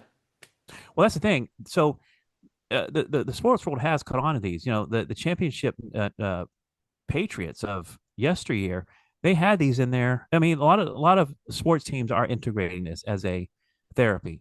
It Hmm. works. It is so good for physical injuries. It is so good for joint pain. It is. Oh, here's a good example. So I had a woman when I owned it. She was a professional masseuse, and being in Central Florida, she at a top level, she would work with a lot of really like strong, hardcore pro athletes. And she would always say, like a guy that is a pro athlete, their muscles are hard as a rock, right? To try to give them a massage is like impossible. It hurts her so much physically to try to break that down. Hmm. She learned that when she sends a guy over to me post float, it's like soft dough, Yeah. Even this guy that is a rock hard professional athlete, muscles of steel, he's soft. Hmm. So the magnesium, I'm telling you, most people are magnesium deficient. I could go Big on and time. on about the benefits. PTSD. Um, I forget the name of the psychological condition, but when you're out of your body from doing, you dissociate so much from psychedelics. I forget the term, but this can bring you back into that your body again. Hmm. Um, I have women, pregnant women. It's an amazing experience where you're really connecting because it's so silent. You can hear the baby and the heartbeat and Oh, yeah, the that must be connection, incredible. the physical relief from gravity. You're floating literally in 1,000 pounds of Epsom salt at a perfect temperature, and your mind is just floating in an. You've done it, so I'm preaching to the choir here, but I can't. That's my awakening journey, and that has caused everything to happen for me. It started to me to sprout from a very unconscious person to very conscious, and wanting to give this gift of understanding yourself and helping you can heal yourself. You can understand why you're fucked up, and this will show you how to move in the right direction. You might not consciously know the tools you need, but if you let go and allow, the universe will bring it to you. And if you open yourself up to the possibility that you don't know everything in the world, be open minded. I think that's part of it. You learn, Hmm. but yeah, the float tank, highly recommended. And that's my story. I love it. I love it, man. Yeah. So from your, it sounds like you've been on a lot of journeys. First one that comes to mind, like something really, we've talked about a lot of deep insights that we've had throughout our journeys, but anything else that really stood out to you that you feel like people would benefit in the spiritual community from hearing some sort of really deep insight or something that came through for you that is important for the world? Well, I'll tell you the concept of mirrored reality, that I will point in the direction of Dr. Greg Braden. You can go to YouTube right now. I always, at a certain point, recommend to people in their awakening journey. It's called the Seven Essene Mirrors. Hmm. And the ancient Essenes believe that in every moment, reality is reflecting back to us through situations and people and relationships, reflections of ourselves, whether it was, things we've lost, things we judge, ourself in the moment. There's seven different mirrors. Hmm. And so that was a big thing, because I'm like, for me, it was more, the interpersonal romantic relationship. That's, I think, the closest relationship you're ever going to have with anybody, business partner, family member. But the person you're having sex with, the person you marry, the person you're intimate with, I think that's the closest mirror you're going to have. And Yeah. so I think one of the biggest takeaways I had from my own experience, and then integrating with that video, which I just mentioned, the seven Essene mirrors, Essene, Hmm. on YouTube, 2 hours worth every second of it. Please go watch it if you haven't. Yeah, we can Um, drop the link too in the description. but so what I learned was, oh, the partner I'm with is reflecting externally in a lot of ways, because it's subjective, right? But that person who I'm with is reflecting back to me internally a lot of the judgments and the way I feel about them externally, in their form. Like I had manifested my insides outside in the form of this partner. Hmm. And also the importance of loving yourself, right? Having a very, you learn to love yourself in a non narcissistic way. You're not like, the point is this, like, we're all trying to fill a hole in a lot of ways if we're not integrated and loving ourselves correctly. Meaning, let's say you got somebody and you're in a relationship and they're like, I love you, I think you're so great, blah blah blah. The minute they leave, because you don't feel that way about yourself, you've been getting that validation externally. Oh, you're getting the love that you don't have for yourself externally. Hmm. So the minute they leave, the minute that relationship ends, you're hurting. You want to feel that again. A lot of people will just unconsciously go out there, get back on the up on the saddle, and basically instantly bring that back into their life in usually a more powerful form, a petty tyrant that'll come in. And first person came with a punch, this next person's come with a knife, the next person's come with a gun. Right. Until you wake up to your misalignment, your unconscious living, your how you're not loving yourself properly, you're just going to continue to manifest that externally. And usually it's through a partner. Yeah. So those lessons, that integration, that awareness that came from the stillness and what I was taking in, meaning the Greg Braden stuff, all these things came together to just say, hey, you've got to love yourself, much better. I hated myself. Let's just be honest. Hmm. But I didn't even understand that at the time. And then I said, okay, this is why I'm manifesting these situations, these relationships into my life, is because I don't love myself. Right. So this is also really what it comes down to. This has been a self-love journey, Hmm. to learn to love myself, to learn, to want better, better treatment, fill that hole where for myself, where I'm not needing it externally. So I don't need a relationship right now to know I'm okay, I'm happy, I'm whole, I'm enough. All these words.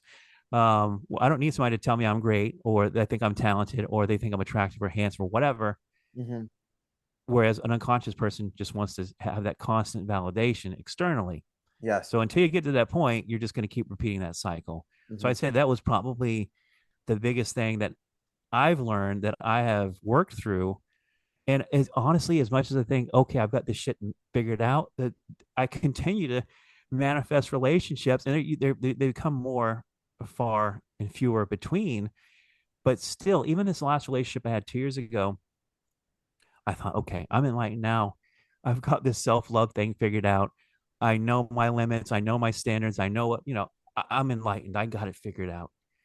And this woman came into my life and she didn't even know it, but she was kicking my ass up and down the street like you wouldn't believe. And through accidents, I think physically getting in accidents and hurting myself allowed my awareness to drop to a point where this shit was happening again.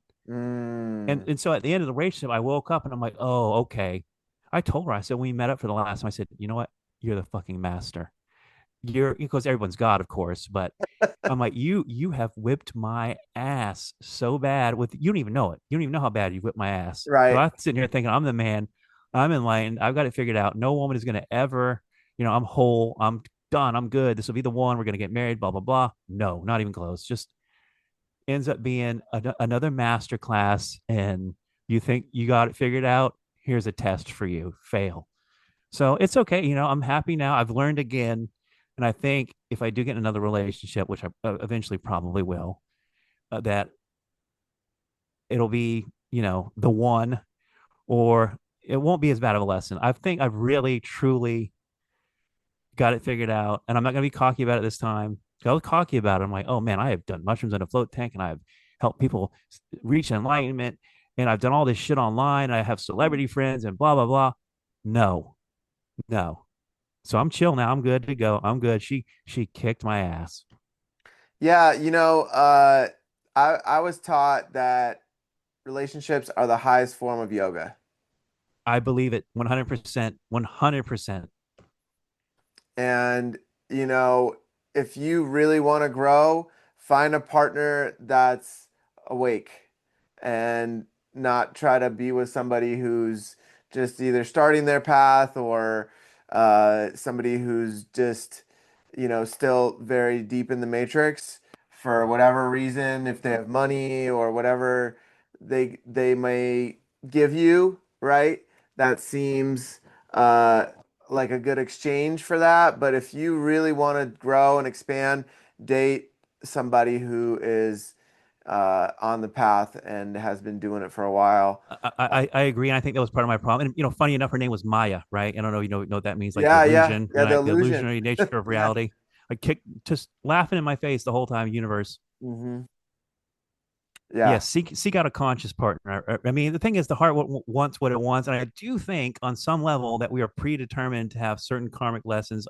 Whether we like it or not, whether we think we're enlightened and can navigate it or not, the universe is a trickster. Like I really truly believe that God is a jokester and a trickster, and that's okay. But like it's gonna slip in. And here's another way I look at lessons. It's like, okay, first of all, the next relationship I'm gonna get in, I told myself, look, I only get in relationships with women. I think, okay, I'm gonna let you destroy my life potentially. I have to like you enough. I have to be that much attracted where if I get destroyed, I'll feel like it was worth it. But I Mm, also look at it like this: lessons are like fucking giving a dog medicine, right? You gotta fucking put the medicine in a piece of ham. All right. Sometimes you're not going to take the medicine willingly, right? I'm not going to take that medicine willingly. You think I'm mm, going to sign up to have my soul decimated? No. Let's put it in, not to, couch it this way, but let's put it in a piece of ham. mm, Let me desire it.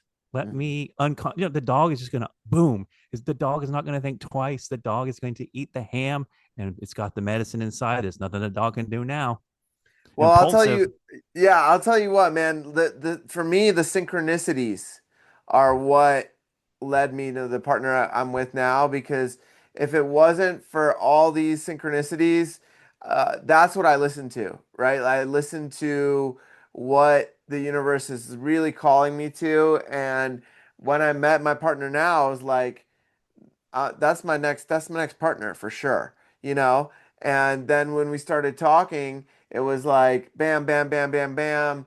Her mom lived 10 minutes from my house in San Diego when I was living over there. Like there's all these alignments that I was like, I okay, agree. undeniable. I didn't force my last one. I felt there was a lot of synchronicities, but it did not flow together easily. I Mhm. did have to make some, I had to really put some effort into certain things when I should have said, nope, this is not syncing up. This is not aligned.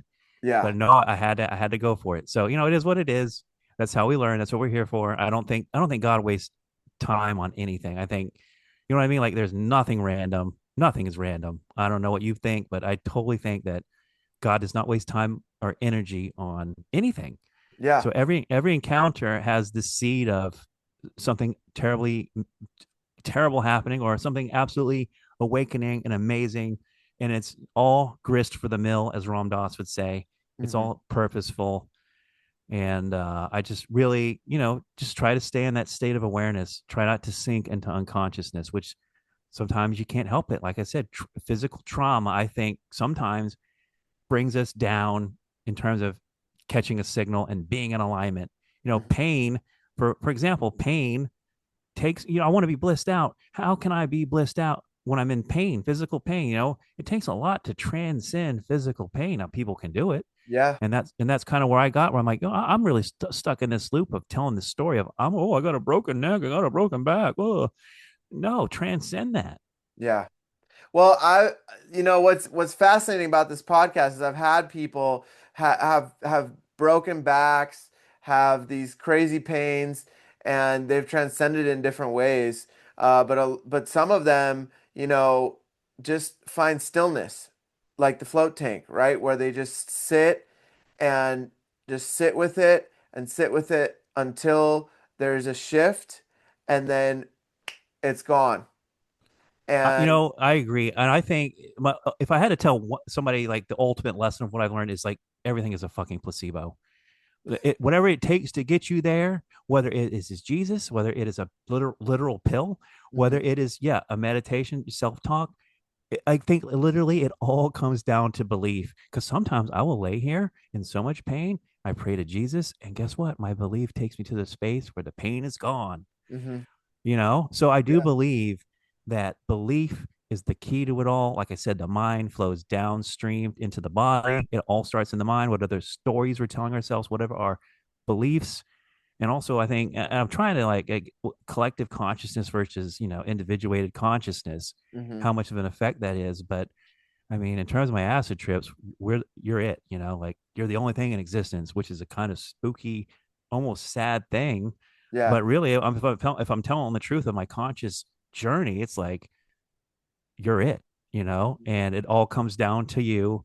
And meaning, you can't blame it on someone else. Also, it does take a bit of like saying, hey, self responsibility Right. and taking accountability is also a big part of it, that not shifting it off to, bad karma, circumstance, stuff like that. No, I'm going to take accountability. I'm going to do the work, and hopefully God will meet me halfway, in terms of the float tank or whatever modality best suits you to reach higher awareness.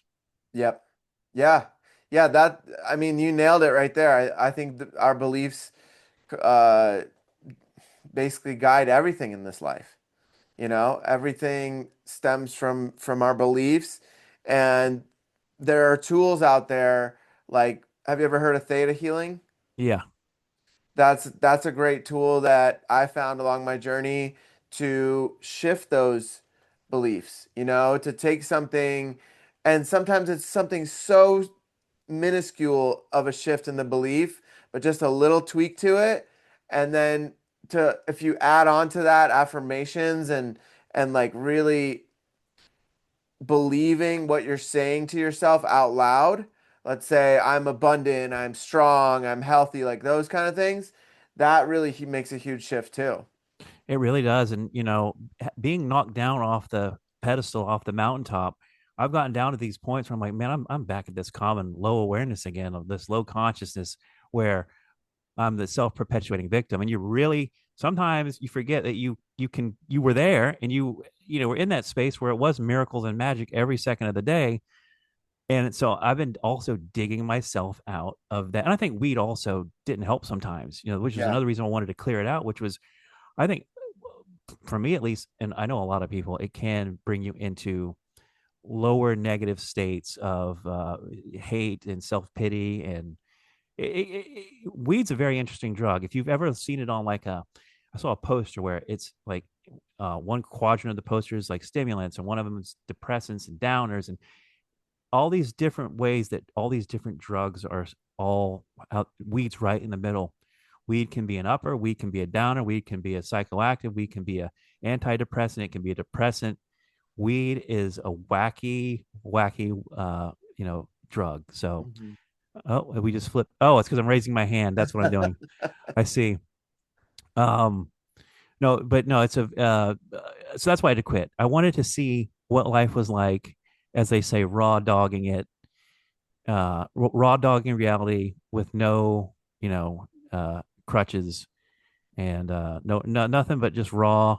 And that's the thing too. When you are stoned for so long and you become sober, that is like a whole new level of awareness again. It's like that's psychedelic being sober. Yeah. So Yeah. Well, we have a little bit of time left. I'd love to dive in to Paul McCartney, and if you could share, I know I you was wondering if we had enough time for that, because it could I could I'm gonna give you the short version, I yeah, guess, the short because version of it. Yeah. okay, so are you a Beatles fan? Yes. Some people aren't. Okay. Do you have a favorite Beatle? No. I do. How are you aware of the Paul is dead theory? Yeah. Okay. Well, I've been aware of it for a while as a Beatles fan myself, and I'm kind of a George guy, but also Paul.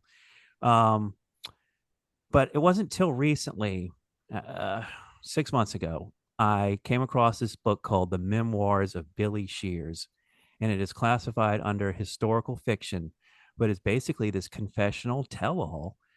So I'll tell you who Billy Shears is before we talk about that. So in 1969, in the fall of 1969, this is at the end of the Beatles went from 60, they broke through in 62, America 64, they ended right around the beginning of 1970 with Abbey Road. Let It Be was the last released album. But fall of 69, you've got in America, and I think it was in Detroit, guy comes on the radio and says, hey, these college students are like, hey, have you, to the radio disc jockey, have you found the clues in the Beatles albums that Paul McCartney's dead? Hmm. And the DJ's like, what are you talking about? And so it's like, you play Revolution number 9 backwards, and it's like, I've got it here. I got like a ton of notes on this one actually. But Paul is dead. You know, the musical clues. So in Revolution 9, it says, it says number 9, number 9. When you play it backwards, it says "Turn Me On, Dead Man." So the Beatles are world famous for being the first, for a lot of things, but being the first band to really use backmasking. Playing the record backwards reveals hidden messages. Oh, that's so interesting. And this digs back to Crowley, Aleister Crowley, the most evil man on earth from the Britain in the early 1900s. Now, interesting about Crowley is he's not once but twice on the cover of Sergeant Pepper's Lonely Hearts Club Band. Now, Mm. the young Aleister Crowley looks like Paul McCartney. So there's another theory that Paul McCartney is related to Aleister Crowley, Billy Shears. Okay, we'll get to that. Strawberry Fields, there's a message at the end. It says, I buried Paul. Now, Lennon goes to say cranberry sauce is what I really said, but if you really listen to it, he ain't saying cranberry sauce. He's saying, I buried Paul. Mm. So all these backmask clues are throughout the album. Sergeant Pepper's Lonely Hearts Club Band is okay. So the story is this. So Paul McCartney, in September 11th of 1966, Paul McCartney is leaving the EMI studios in London. He's driving in his white Alfa Romeo. He's speeding. There's different variations on this story, but the gist of the story is McCartney gets into a car accident. He loses his head. He's decapitated. In the last song on Sergeant Pepper, he's talking about the guy that gets his head knocked off. What's the lyrics? I can't remember now. We're talking about it, but the point is, McCartney loses his head in a car accident. He's killed. Hmm. The next day, Billy Shears. Now, Billy Shears is the man of 1,000 voices. He Hmm. is a Illuminati 33-degree Freemason musician. If I can get my phone to work here, there's my notes. So he's a man of 1,000 voices. he initially is known as Phil Ackrell of Denny and the Diplomats. Mm-hmm. William Campbell Shears is his real name. Now, Vivian Stanshall, I don't know if you're familiar with him, but he was the leader of the the Bonzo Dog Doodah band in the '60s, an avant-garde, artistic band. That's Paul McCartney. That's Billy Shears, Mm-hmm. right? Billy Shears is this guy that's playing all these different characters in the '60s. So when the real Paul McCartney uh, gets killed in 1966, they bring Billy Shears up, and he looks like Paul McCartney to a degree. They give him surgery. He looks more like Paul McCartney, and so this book, the memoirs of Billy Shears, he talks about all these things. And I'm reading this book, and not only is it a straight read, but there are bold face type in the, there's coding within the book, within the footnotes. So I go back and I look through all these things he's talking about. I start doing some serious research, and I would really recommend people. There's really two places you should go. It's Mike Williams, the Sage of Quay. He is ground zero for all of this because he has brought together all the people with all their different theories on his YouTube/podcast show. I got a lot of this information from him. Also, there's a memorial page for like James Paul McCartney justice, because what kind of freaks me out about this whole story is Billy Shears has played Paul McCartney now for 60 years, 1966 to 2026. Mm-hmm. Paul McCartney was Paul McCartney only for 24 years. Mm-hmm. So when people think about this theory, they're like, wait a minute. They found a guy that was left-handed that could sing and play better than the real Paul McCartney. But a lot of the Paul McCartney you're thinking about is the Sergeant Pepper, the White Album, the all the avant-garde psychedelic, you know. So another thing is 1962 to 1966, all those albums, those were written by people that were not the Beatles. They were there's something called a wrecking crew. And this was not just the Beatles, but in the 60s, they'd have these bands pre-record, these studio musicians pre-record the songs, and then they'd have the vocalists come in. So at a minimum, the Beatles are just doing the vocals for their albums, Please Please Me, Help, uh, up to what's the last one? Revolver. Up to Revolver, those are studio musicians with the Beatles just doing the vocals. Now they bring Billy in. Billy, like I said, Billy, if you look on the Sergeant Pepper's album, he's got a flute in his hand. All the other Beatles have wood instruments or brass instruments. I can't remember, but they all have different instruments. Now, when Billy was playing Vivian Stanshall, he was a flautist, right? He was playing the flute, all these other instruments. So Paul McCartney wasn't playing piano on these Beatles albums prior to Billy taking the role. Mm-hmm. So you get this. Okay, and here's another thing: when Sergeant Pepper came out, every single one of them, they all look different. The mustaches, that psychedelic look, that was so Paul could have that mustache to hide his plastic surgery because he, unless you were damn blind, if you really examine 1962, 64, 65 Paul McCartney, and you look at post 67, 67, 68, 69 to now, it's longer face, different color eyes. Billy is 3 inches taller than Paul McCartney. He parts his hair in a different way. Okay, this is definitely a different person. Interesting. So, I mean, I go on for this for hours, but so what the gist of it is, this guy has written this tell all and he's given it to this other guy to publish. Thomas U. Harriet is the guy that publishes the memoirs of Billy Shears. Mm-hmm. But it's this tell all, and you go and look at the stuff that he's talking about in the book, and it's like, oh, okay, this is true. There might be, some misinformation because they can't. This guy Billy, who's had this contract for 60 years, he's a billionaire now. He's done exceptionally well playing Paul McCartney, but he's getting, Paul, and he's also like 5 years older than the actual Paul. So when they're listing Paul McCartney is like 82 years old, Billy's like 87. Billy's getting old. Mm-hmm. So Paul McCartney's time on this earth is running out. But it's crazy to think Paul McCartney was the first Beatle to die. Not Lennon. This has been this imposter this whole time fooling people. And the book also goes into 9/11 and all these other. The whole point is this: the Beatles, they were making too much money. But I don't know if you know this about the Beatles. They are a Tavistock creation. Do you know what Tavistock is? No.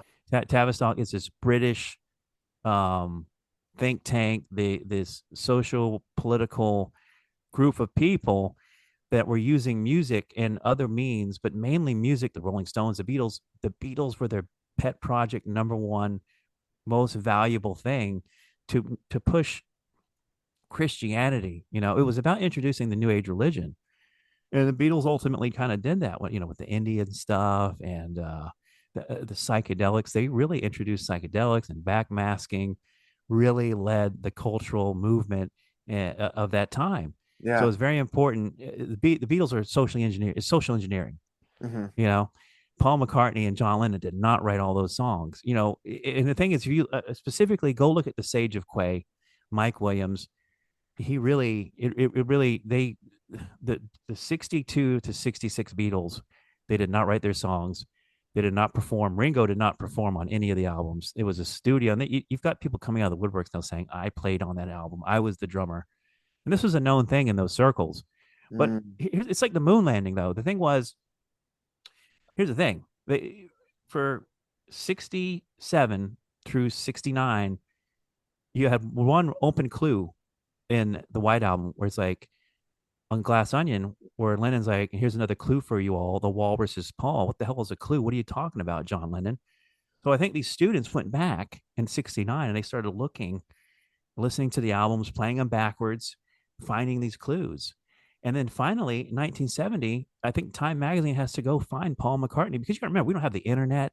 Hmm. Here's another thing: the Beatles stopped performing at the end of '66. So right when Paul McCartney supposedly died, there was no more live Beatles at all. The last you got, and I think this is also a psyop, was their "Let It Be," "Get Back." The performance on the rooftop in '69. Great documentary, Peter Jackson, a couple years ago. Hmm. That was to show, hey, it looks like we're really in the studio writing these songs.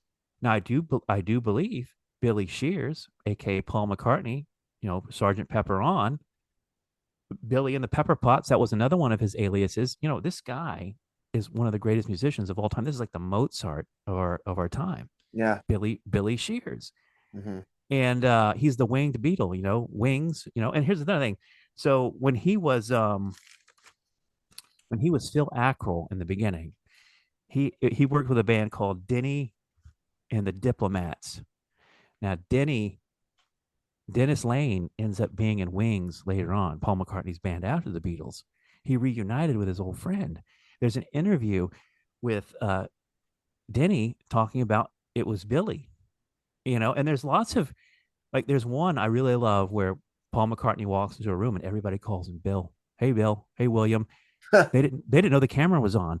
There's another video of Olivia Harrison, George Harrison's wife, addressing him as Billy. Mm. In his movie, there's a scene where he walks into the room. He's addressed as William.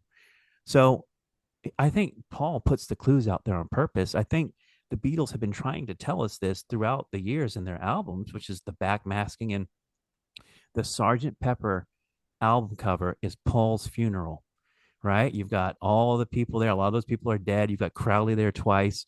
You've got Shirley Temple there sitting on a chair with a bloody glove in a white car.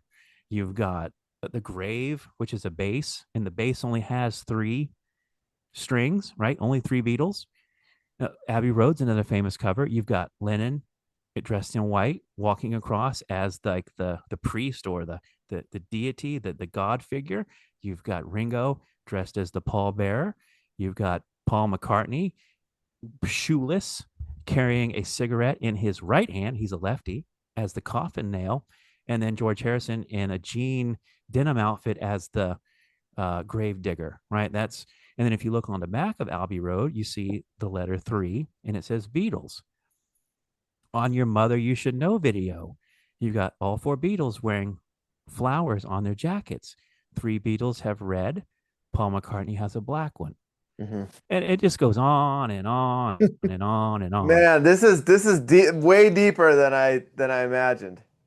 Oh, I could go. Like I said, if I didn't spend so much time talking about everything else, I've got note after note after note here This is that awesome. Yeah, we you can know. we can what we can do is we can make a clip of just the Paul McCartney stuff as like a Well, I separate was gonna say video. I could come back with visual aids too, where it's Yeah, like yeah, that would be I could spend devoted to that and focused instead of a scattershot here at the end. cool, cool. Yeah, But man. yeah, Billy Shears though. I Go think ahead. we should do that. I think we should re-record, like do another episode where we're diving into some of these conspiracies. That'd be really cool. Yeah, because I'd have it much more. I'd have the visual aids, and Yeah. I give you a presentation. Cool. That'd be awesome. That'd be awesome, man. Yeah, I think there's a lot of really cool stuff we could dive into with that. That'd be awesome. So, thank you so much, Float, for coming on today. It's been such an honor to have you on. I learned a lot, and I hope that your story is inspirational for people to really take a deeper look at their relationship with marijuana and with these numbing these ways to numb out and not go deep inside like we were mentioning earlier, you know? Well, I think it does elevate to a point, and then if you're not careful with it, it can, keep you stagnant or drag you back down. I Yeah. also think one last thing I've learned is frequency or marijuana is its own frequency. And Yeah. most people are living beneath the frequency of marijuana. Unconscious people are living beneath it. When you Mhm. smoke marijuana, you get high, that you're elevated. But as a conscious being who wants to reach enlightenment, I don't know if you've gotten into Hawkins and his levels of consciousness, Dr. David Hawkins, everything vibrates at a certain frequency, like fear, love, all Yeah, these things. yeah. Yeah. So marijuana is at like 300 something. Enlightenment's at 600 plus. Hmm. So if you want to smoke weed and be stuck in marijuana consciousness, that's one thing. That's fine. Mate, great. Be stagnant there. Or like you said, if you needed to get through the day pain wise, more power to you. Better than pills. Hmm. But if you want to go further, you're going to be stuck at the frequency of marijuana unless you give it up. And I could be wrong, but I'm just saying I just feel like everything has its own frequency, and to bathe in the frequency of marijuana consistently, how can you elevate beyond it? Yeah, I love that. I love that. Well, thank you so much, Flo. We'll schedule a second episode and I'm really excited, man, for that. And thank you again. Until Yeah, next this time, was man. great. Yeah, you are enlightened. Thanks again. Appreciate it. Thank you, God brother. bless. All right, God Take bless. take care. Take care.